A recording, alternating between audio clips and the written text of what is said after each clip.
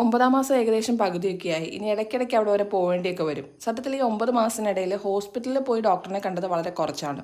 ഡോക്ടറിൻ്റെ പുറത്തെ കൺസൾട്ടേഷൻ ടൈമിലാണ് ഞങ്ങൾ മിക്കപ്പോഴും കാണുന്നത്.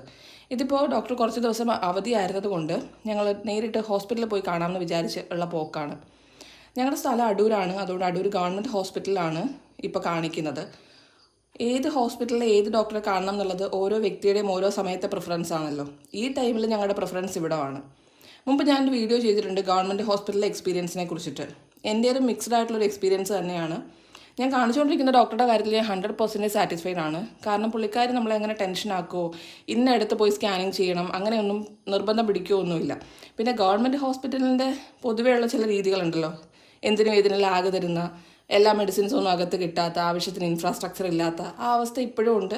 ചിലതൊക്കെ പരിഹരിച്ചുകൊണ്ടിരിക്കുന്നുണ്ട് ഇവിടെ. എനിവേ, ഇവിടെയും നല്ലതും ചീത്തയുണ്ട്, മറ്റുള്ള ഇടങ്ങളിലെ പോലെ തന്നെ. ലാസ്റ്റ് ഡേ ചെന്നപ്പോൾ അഡ്മിറ്റ് ആവുന്നതിന് മുമ്പുള്ള ചില ബ്ലഡ് ടെസ്റ്റുകൾ തന്നിട്ടുണ്ടായിരുന്നു. അത് ചെയ്യാൻ വീണ്ടും വരേണ്ടി വന്നു.